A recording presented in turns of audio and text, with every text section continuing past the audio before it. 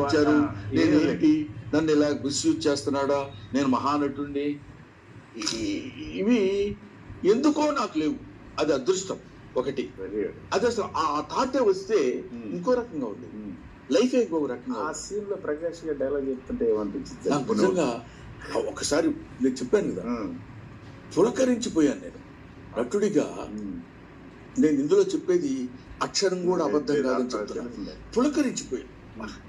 ఏంటంత lengthy dialogue, పెద్ద dialogue, మర్చిపోకుండా Telugu language కాదు వాడు. వాడి దగ్గర ఉన్న అదృష్టం ఏంటంటే, ఐఎమ్ సారీ వాడు అంటున్నాను, ఏమనొచ్చు, వాడు మిమ్మల్ని అన్నయ్య అంటాడు.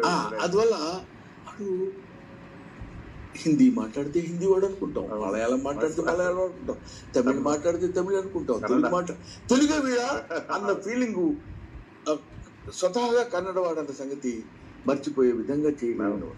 తెలుగు భాషలో అనర్గళంగా డైలాగు 4 లైన్లు ఇచ్చి 3వ లైన్ చెప్పమంటే మర్చిపోయి టెన్షన్ పడిపోయి, అదిగో ఇప్పుడు మీరు ఇచ్చిన ప్రశ్నలన్నీ వాళ్ళకి వేయాలి. ఎలా ఉంటున్నారు, ఏమనుకున్నారంటే ఆ కంటెంట్ విన్నప్పుడు ఏమనిపించింది? నటుడి గురించి నాకు ఏం చెప్పాడు తెలుసా, నీకు చెప్పాడో తెలియదు అన్నయ్య, ఏదో చెప్పేస్తే కాదు. ఒక శివాజీ గణేష్, కక్కినేని నాగేశ్వరరావు, వాళ్ళకి జరిగిన సన్మానాలన్నీ గుర్తు తెచ్చుకోవాలి. వాళ్ళు రీచ్ అయినా అది ఒక రోజు ముందు నుంచి చేస్తున్నట్టు నాకు తెలియదు. నాగేశ్వర స్పీచ్ అలాగా అన్ని అబ్జర్వ్ చేశాను. ఒక రంగస్థల నటుడిగా నేనేంటి అనేది వాడు రంగరించుకుని, గ్రైండర్లో తిరిగి, మిక్సీలో తిరిగి, చివరికి జ్యూస్ లా బయటకు వచ్చాడు.